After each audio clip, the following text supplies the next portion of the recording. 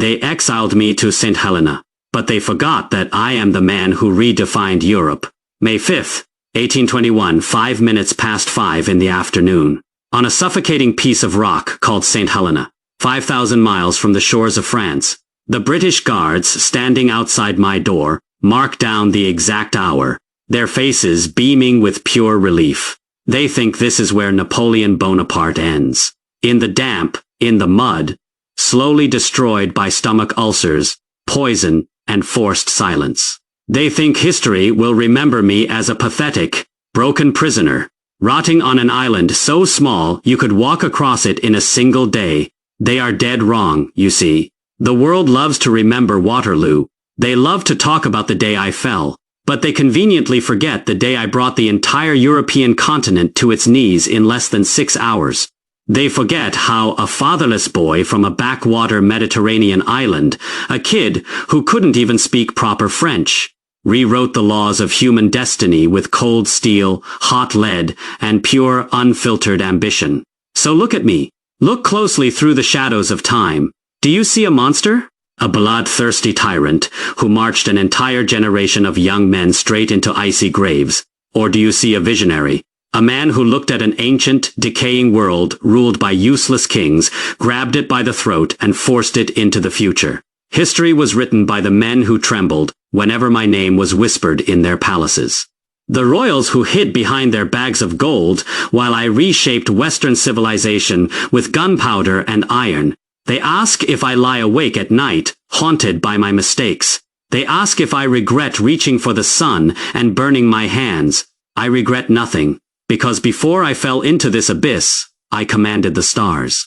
And today, I'm going to tell you the raw, unfiltered truth of how I built an empire out of nothing, lost everything in the snow, and why, even on this God-forsaken rock at the edge of the world, I am still the emperor. I wasn't born with a silver spoon. I wasn't born into royalty. I was born in Corsica, an island the French had conquered just months before I drew my first breath. To the wealthy, pampered aristocrats in Paris, I was nothing more than a dirt, poor outsider, a scrawny kid with grease under his fingernails, a strange accent, and a cheap uniform that didn't even fit. They laughed at me in the military academies. They made fun of my name. I didn't get mad. I got dangerous. I buried myself in books, studying geometry, artillery trajectories, and the lives of Alexander the Great and Julius Caesar. While the other cadets were out drinking and chasing women, I was calculating cannon angles and mapping out battlefield topography. Then came 1793. The French Revolution tore the old world down to the ground. King Louis XVI lost his head to the guillotine, and the streets of Paris ran red with blood. Royalist traitors handed the critical naval port of Toulon over to the British. The French army was in complete chaos. People were panicking. Where others saw horror, I saw something else, absolute opportunity. I was only 24 years old. I stepped up, took command of the artillery, and didn't just fire cannons. I placed them with mathematical perfection. I turned the heights above the harbor into an inescapable kill zone. In a matter of days, the mighty British Royal Navy was forced to pull up anchor and run for their lives. Overnight, the nameless Corsican boy was promoted to brigadier general. From that moment on, my rise wasn't just fast, it was explosive. When royalist mobs tried to storm the French government in 1795, I didn't hesitate. I lined the streets with cannons and gave them what I called a whiff of grape shot. One brutal volley cleared the cobblestones, saved the Republic, and made me a household name. They gave me command of the Army of Italy, a starving, ragged, hopeless group of soldiers without boots, coats, or food. The politicians in Paris thought they were sending me to my death. Instead, I transformed those men into an unstoppable war machine. In less than a year, we marched across the Alps, crushed the elite Austrian army in battle after battle, and forced the Holy Roman Empire to sign a peace treaty on my terms. By 1799, the government in Paris was rotting with corruption. The people were desperate for a real leader. I didn't wait for an invitation. I marched into the legislature, ousted the corrupt politicians, and seized control of France. 5 years later, inside the glorious Cathedral of Notre Dame, I took the imperial crown. Pope Pius VII was standing right there, waiting to bless me. But I didn't let him place that crown on my head. I reached out, grabbed the golden wreath with my own 2 hands, and crowned myself. I wanted every king, prince, and emperor in Europe to understand one simple fact. I didn't inherit my power. I didn't beg for it. I earned every single inch of it with blood, sweat, and brainpower. Then came my masterpiece, the 2nd of December, 1805. The Battle of Austerlitz. The Russian Tsar and the Austrian Emperor brought nearly 90,000 men to smash my army. The morning fog was so thick you couldn't see 10 feet in front of your face. The enemy thought they had me trapped. They thought the Corsican upstart had finally made a fatal mistake. I let them believe it.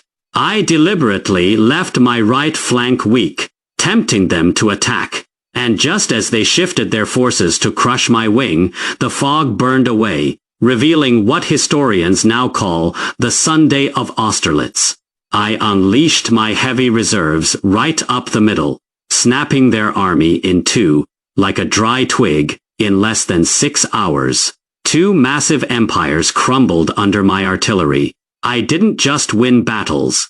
I dictated the terms of reality. My civil code rewrote European law, replacing feudal tyranny with equality and merit.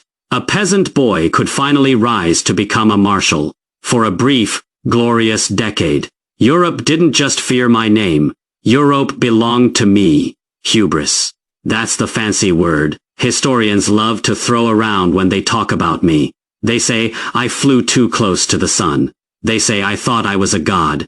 Maybe they're right, because in the summer of 1812, I made the single greatest mistake of my life. I invaded Russia. I assembled the Grand Armée, the largest, most terrifying war machine the world had ever seen. 600,000 men, marching under the banners of a dozen nations.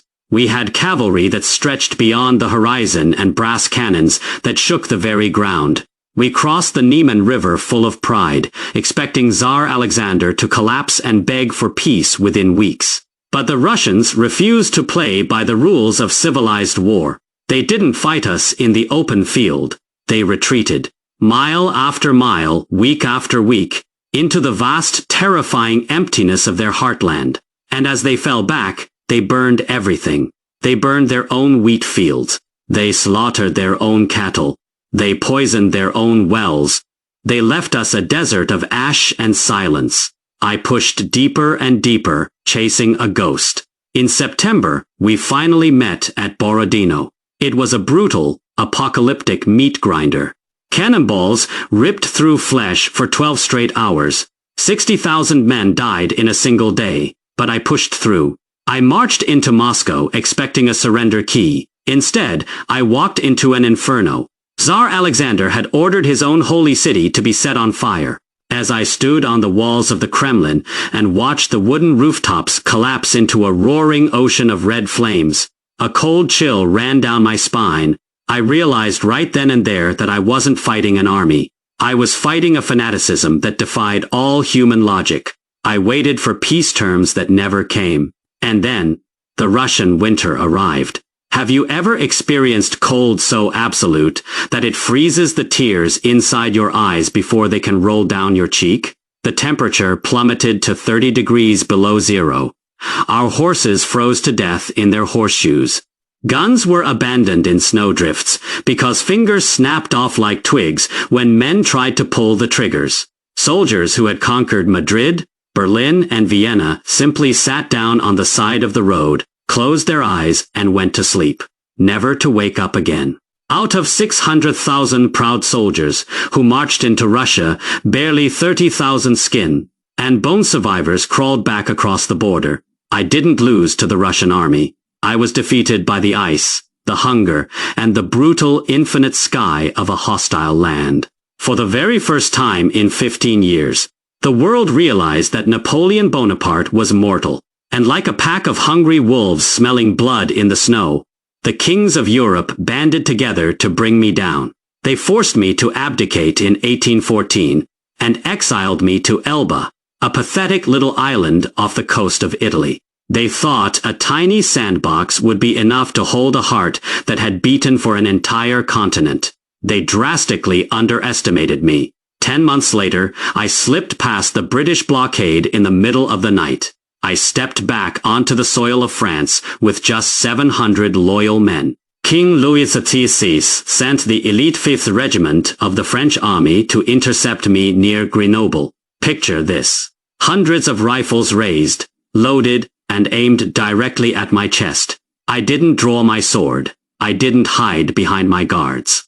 I walked out all by myself into the open field, opened my green coat, and looked those soldiers dead in the eye. I said, "If there is any soldier among you who wishes to kill his emperor, here I am." Do you know what happened? They lowered their weapons. Tears streamed down their faces, and joined my march. I walked into Paris and took back an entire empire without firing a single bullet. It was the ultimate triumph. But my enemies didn't care about the will of the French people. Austria, Prussia, Russia, and Great Britain declared war. Not on France, but on the Battle of Waterloo. The rain had turned the Belgian countryside into a swamp of thick, knee-deep red mud. It delayed my artillery attack for hours, giving the British time to dig in. All day long, my heavy cavalry hurled themselves against Wellington's infantry squares, like waves crashing against a cliff of steel.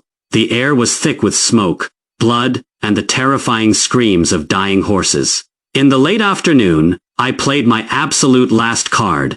I ordered the Imperial Guard, the Old Guard, to march up the ridge. These were veteran giant soldiers, who had never known defeat in 15 years of continuous warfare. I watched through my spyglass as they marched into the smoke. And then, the unthinkable happened. Hidden British infantry stood up from the tall grass and unleashed a blinding volley of musket fire. The line faltered. Then came the shout that broke my heart into 1,000 pieces. La Garde recule. The Guard is retreating. Prussian forces smashed into my right flank. The trap snapped shut. Waterloo wasn't just a lost battle. It was the tragic funeral of an era. So here I am, ending my story where I started this video. In this damp, miserable house on St. Helena. My body is failing me now. Every night, a burning pain devours my stomach from the inside out. The British doctors give me fake smiles and useless medicine. But I know the truth. My time is running out. My captors think they've won. They think that by locking me away on this distant rock, they can erase my name from human memory and restore their fragile, outdated thrones forever. How utterly blind they are.